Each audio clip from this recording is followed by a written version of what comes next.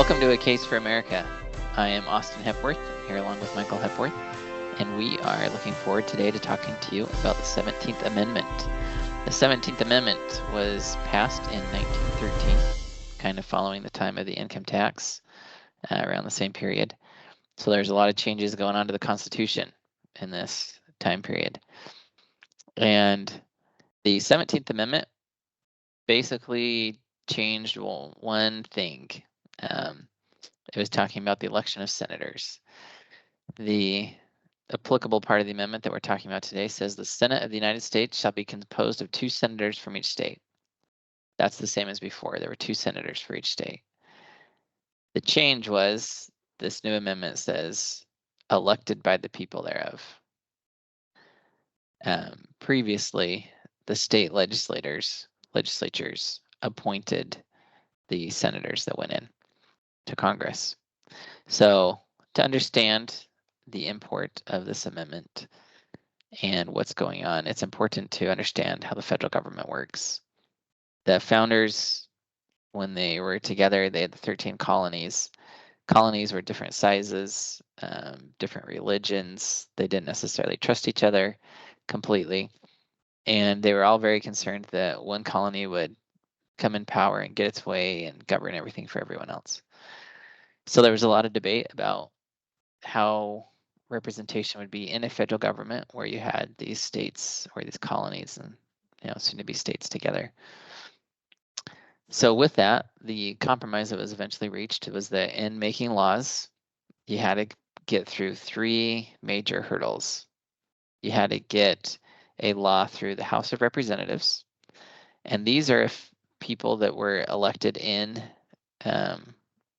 elections to represent the interests of the people. So they were there, and the founders even said, hey, if you, House of Representatives, represent the people, then all bills for new taxes have to arise in the House of Representatives, because the presumption would be that there would be, if you'd only do taxes that were truly necessary because you're representing the interests of the people. To keep that office close to the people, they said that they had to be elected every 2 years, meaning that if you were doing things people didn't like, they could kick you out pretty quick, change it pretty quickly. But the second hurdle you have to get through with the law, besides the House of Representatives, is the other house in Congress, which is the Senate, has to approve the same law. The Senate is based on, at the time the Constitution was made, it was 2 senators from each state. And the purpose of the Senate was to represent the states and their interests, because the states at the time were very concerned the federal government would take too much power. And so the theory was, well, if you have a body that you have to pass through that represents the people, and then you have a body you have to pass through that represents the states, and the law comes out of that, they've agreed on it, then it must be something that's good for the states and for the people. And then if the president signs it, the third hurdle, then you have a law at this point. And so the Senate originally was a check and balance. It was to protect the state's interests.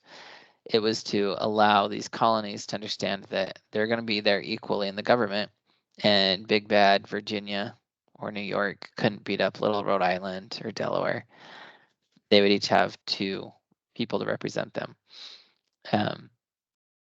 And everything would be decided by majority vote. The House of Representatives, on the other hand, is based on population. So some states had a lot more in the House of Representatives than other states. And that was, again, because they represented people. So leading up to the 17th Amendment in the early 1900s, there kind of became a growing chorus in America of Americans wanting to be able to directly elect senators. And there were issues, from what I can gather from history, there were issues with corruption, bribery, different allegations that took place where people would say, oh, this is the rich boys club. The Senate now represents the interests of the rich and famous. You have to be able to have enough money to pay to get a senator in that represents you.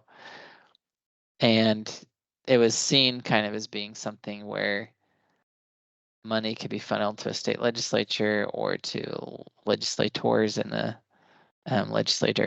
legislature, and then they would choose people who would represent the interests of that money more than the interests of the state. And so by 1908, I think they said that 28 states started to run some type of varied decision-making process where people could vote on senators, even though they weren't really on the ballot, and then the state would still select them. So it's kind of like what happens with the presidential race right now. We feel we're voting for president. We're not really. We're voting for a slate of electors who will then go vote for the president. And in choosing the senators, America started, in many states started, they would actually vote and express their preference for who they wanted it to be. And then a lot of these states would follow suit and select those people based on the vote. So they were kind of cutting out the state and just letting the people decide directly. And so there was a party founded in the early 1900s whose part of his platform was to push for the direct election of senators by the people and just cut out the states. And they were largely successful. And by, I think, 1911, 25 states were just basing it on a direct election system. And then the legislature approving. And again, prior to that, by 1908, the states with the 28 states had some form of election. It wasn't quite a direct election, but by 1911, 25 had a direct election in place. And so the states were pushing the federal government to do a constitutional amendment to require all states to do it by popular vote.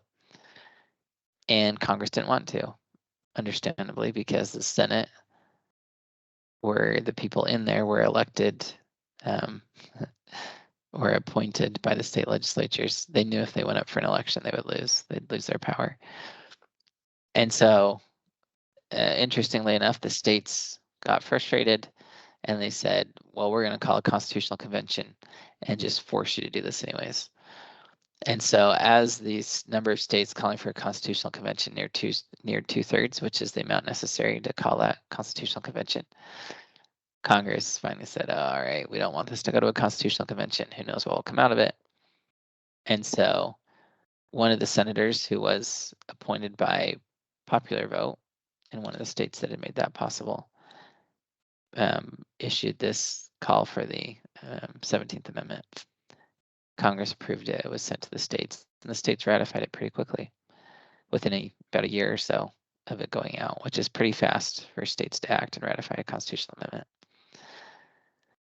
And so what changed in America was now, instead of the state selecting its 2 senators and sending them to Congress to represent the interests of the state, there were 2 individuals being selected by the people. So you could say that this amendment changed who the senators' bosses were. And from my perspective, that was a point in America where states willingly gave away an incredible check and balance they had on the federal government. And it was honestly really sad, because now in passing laws, if the people want something and they're going to take away states' rights and take away the rights of local communities, nobody in Congress cares. They don't represent the states or their interests. And you're just, as a state, no one cares. And there's no one now to look after your interests. And so to me, it was a point where the states abandoned some of their responsibility. And since that time, I think America has really felt the impact of that, where the federal government has grown incredibly. So they passed the 16th Amendment this time, which allows income tax. They passed the 17th Amendment, taking away the ability of states to say, whoa, don't do that. Don't take money from my people. Don't do these different things. And the states lost their voice in the federal government. But it wasn't forced on them by the federal government. They willingly gave it away. And since that time now, states, it's common to hear people talk about fighting for states' rights and doing different things. And there's not really a group, not really a check and balance in place, other than what little's left of the constitutional amendment, the 10th Amendment. But, there's a few things that get kicked to the states in court cases, but in general, the federal government's allowed to do quite a bit. And so, to us, the biggest takeaway from the 17th Amendment is that when we abdicate our personal responsibility or our it's our job to pick people that are good, that co-represent our interests and do things. We also abdicate many of our rights. And I believe the states abdicated many of their rights when they gave away their responsibility to select good senators. And since that time, we've watched many of those rights be chipped away and the federal government grow extensively. But Michael, very curious just to know kind of your thoughts on the 17th Amendment, some of the takeaways you might talk about, or concerns, or maybe even pros you see with it, if there are any of those. Yeah, this is a really interesting topic because I was reading about the origins of it and why it came about, and many of the concerns that were brought up were things like the states were worried about corruption, as you mentioned, bribery.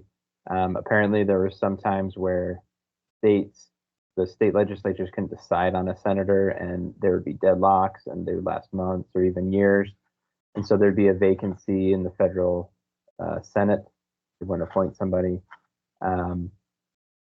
And all the concerns I was reading, interestingly enough, I thought, well, state, you have the power over your election.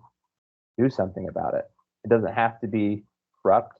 It doesn't have to, you can set rules and regulations about vacancies and how they can be taken care of in the cases of deadlocks. It was within the state's power to do something about it. And instead, the state said, you know what? I don't know. I'm kind of reading into a reason here. Either they said we don't want this responsibility, or maybe some of the states said we want to make sure all states do the same thing, and the only way we can do that is through an amendment to the Constitution. I don't know what they were thinking, but whatever the case was, as you mentioned, they gave up their right, their ability to have a voice at the federal level. They weren't electing their own representatives anymore as senators. And they said, we'll just turn it over to the people. We'll let the federal government run it, and we'll just kind of bow out. And so it was just interesting to see when it was within their power, them to step back and say, we don't want it for whatever reason. We don't want it. We want it to go to the federal government. And too often, that's probably the case, I think, with citizens of the United States as well.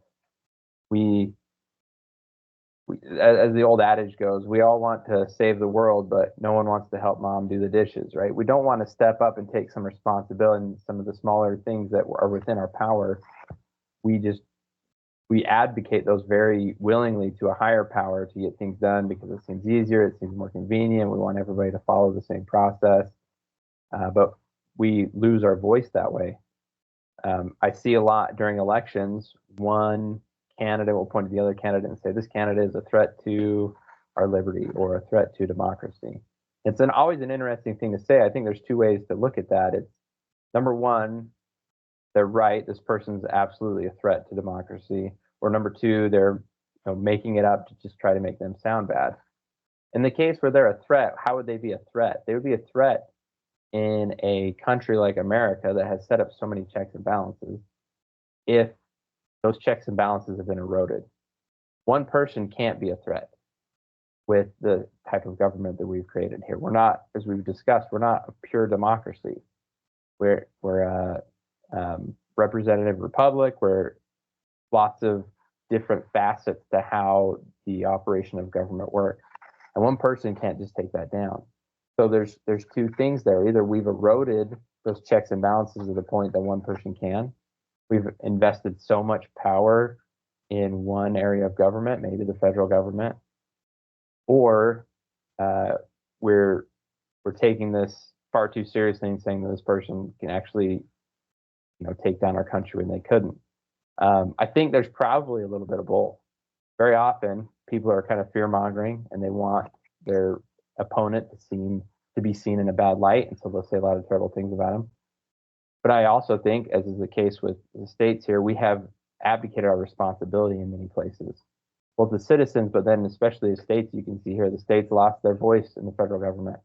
And when the Supreme Court says, hey, we're not going to rule on this, this is an issue for the states to rule on, as though, the states have some right there. It's almost like the states are just waiting at the behest of the Supreme Court to see what they can do, instead of having some sort of active involvement in governing in the United States of America. Today, it's, hey, we got to wait on the Supreme Court instead of, hey, we actually have an active interest in these things that take place because we have voices in Congress that represent a state's interest over just the people at large. So for the most part, I'm with you. It seems like a giant abandonment of rights and abilities that have not strengthened the states, but have removed a vital check to the federal government. Yeah, thanks for those thoughts. And I do like what you talk about with if we're talking about someone being a threat to democracy, or I hear quite a few people when they talk about Trump saying he's the only man that can save us or the only man that can save America. And I look at that and go, either something's radically changed in America and we no longer have a governmental system like we used to, or that's just false. Because, one of the things I did realize in my life is people they've talked for years. I think since the year I became old enough to kind of follow politics, which was probably about, I don't know, 96 or so when I started picking up on it. I really recall conversations about people going, oh, this person will destroy us, or, a lot of hyperbole. But they're so bad for America, they're this, that. And eventually realizing America survived a lot of presidents that people were convinced would destroy the country. America's a very resilient country. The system makes it so that one person can't do everything. They can't destroy it themselves. They can't save it themselves. It's a collective effort. And I get very worried listening to people. One of the things as we look at this next election and where people are at, either believing that Trump will absolutely destroy everything or Trump will absolutely save everything, I kind of say, where's the faith in the American system? Have we eroded that base so far that it's gone? Because America did survive 4 years of Trump. It survived 4 years of Biden. No matter where you look at them, whether they were a good president or a bad president, we're all still here, and America's still moving forward. And now, am I pretending that everything's just amazing? There's no problems? No, absolutely not. But we have things like immigration issues, and you look at where the country sits on that. One person can't make or break that issue. It's not even allowed constitutionally currently. There's a lot of processes, a lot of checks and balances in place, laws that have to exist, funding that has to exist, staffing, all kinds of things that one person, one president can't just change completely. Now, I'm not saying the president can't impact it and can't have some influence there, but they're not the sole party as part of that. I do get very concerned, though, when people start to believe that one person will save them in this country. Because to me, that's another abdication of responsibility. When the states abdicated responsibility and said, okay, people will just, this process is a little bad, you don't love it, you allege us at being corrupt, rich man's club, so you just vote for the people. The abdication of responsibility led to the significant increase in the size of the federal government. And if we as people abdicate our personal responsibility and just say, oh, this candidate's going to save me, no matter who that candidate is, we are abdicating personal responsibility. We're just giving it a candidate. If that candidate says, give me all the power, we say, sure, do whatever you need to do. Both sides of the political spectrum push so much for the president to issue executive order after executive order. Just legislate it. Just be a king, essentially. And then I look right now at Trump with the news with the Republican National Committee, the chair and co-chair stepping down to make way for Trump's preferred chair and co-chair, including his daughter-in-law. I say, this is a consolidation of power. We don't want this.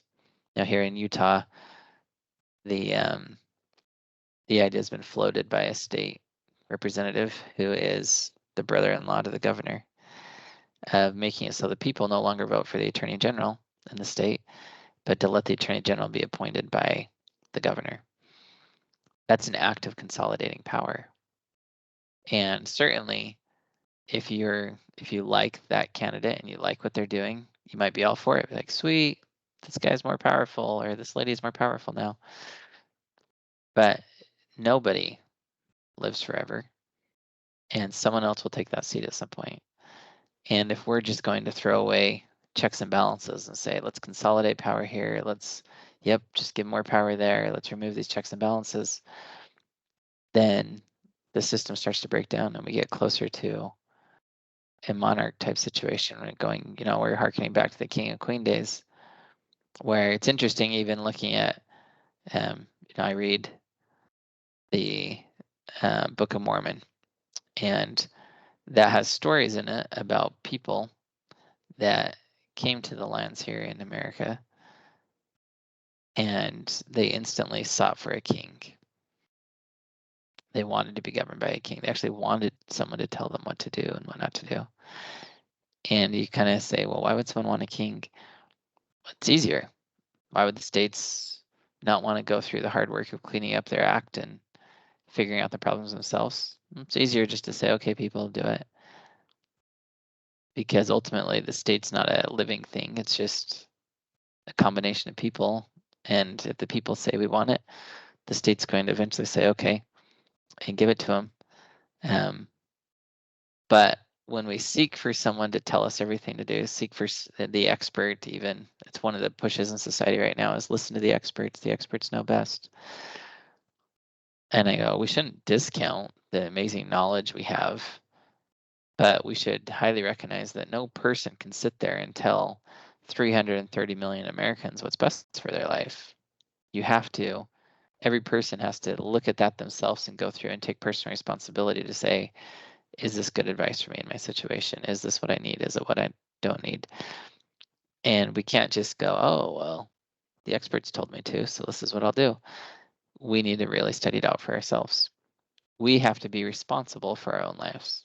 We're responsible to learn. We're responsible to take in knowledge, but we're responsible to act and make decisions as well. And to me, the 17th Amendment is a sad testament to the day when the state said, we're kind of sick of the responsibility of choosing this. Yeah, it was an important check and balance for us, but we're tired of it. We'll give it up. And I honestly hope we as a people don't reach the same point where we just say, I'm tired of this. It's too much work. We'll just let this person, this candidate, tell us everything. We'll let them be our savior and run with this. And I think that's one of the interesting facets to this is too often when we look at what we want politically, our solution isn't to look at the process. It's to look at the outcome. And so we say, how can we get what we want? Oh, it's to put this person in office. It's to consolidate power this way. It's to abdicate this responsibility. It's instead of saying, what is the proper process? Because to your point earlier, what happens when somebody's in office that you disagree with?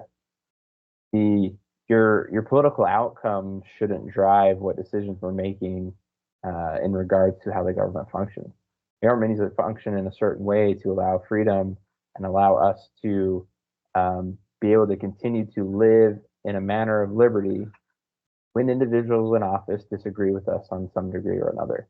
So that's going to happen. Everybody has something they disagree with.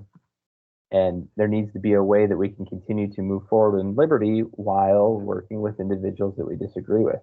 But too often we say, we need this certain outcome to save us, to save people, to help people, to do whatever. Therefore, I'm going to change the way the government functions in order to make this happen. And we need to be very careful about when we're just seeking to change government in order to achieve a certain outcome, rather than saying, how does it continue to protect our liberty and allow us to live in this great country with this great freedom we've enjoyed, even amongst people that we might disagree with. Too often we're just trying to crush disagreements and say everybody needs to follow this way because it's right. And that's not at all what this country was founded on. It's not just crushing opposition, which is what we're looking for too often. We need to stop looking at the political outcome and say, what are we doing to the process? Are we maintaining liberty throughout? Yeah, and it's all really good points, because what ends up happening, at least that I see a lot right now, movement-wise, is people justify the means based on the ends, and they'll say, well, we've just got to get this thing in place, because if we don't, the whole country's going to fall apart. So we'll just, yeah, they want power, sure, give them power. Oh, sure, you want to control the political party too, sure. And it's a little scary to go, why are we consolidating power? Sure, it makes it so that we can do things easier, but why do we want to make it easier for someone to mandate and control every aspect of our lives? Because again, that person doesn't live forever. Even if you look at Trump and Biden right now, we often talk about Biden's age. Trump's an old man too. And let's say he makes it in, let's say he can be president for till he dies. What do we got left? 10, 12 years? And then there's someone else, and there's someone else, and there's someone else. And in America, again, if you look back at America, you go, yeah, there's people will have severe disagreements about, was this a good president or a bad president? But in the end, no one can argue with the fact that America survived all of them. And because of the processes in place, because we didn't allow the ends to justify the means, we didn't break down those checks and balances, America did really well. And I'm highly concerned, and I think, Michael, you've reiterated it well too, to say, when we start saying, oh, just throw out these mechanisms, throw out these protections, we need things to happen. We can't expect anything good to come from that. Maybe for a few years, maybe you get your preferred outcome for a few years. Well, good for you. But what do you do when it's not your preferred outcome anymore? What do you do when you're being told to do something that you highly disagree with? But you consolidated the power before. I watched it with COVID, where it was, again, one of two things. Americans were either terrified of COVID and wanted the government to shut down everyone's lives, or people were very angry that the government was telling them what to do and how to live. But both sides were looking to the government in a way to solve that. Both sides wanted to either pass a law to say everyone has to follow, or I don't have to follow. I want my individual freedoms.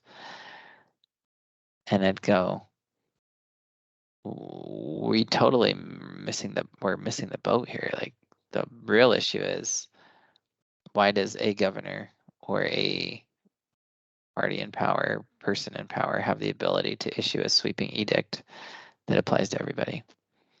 And under COVID, most governors have legislation, laws in place that say the governor can declare a state of emergency and then take power and just issue edicts.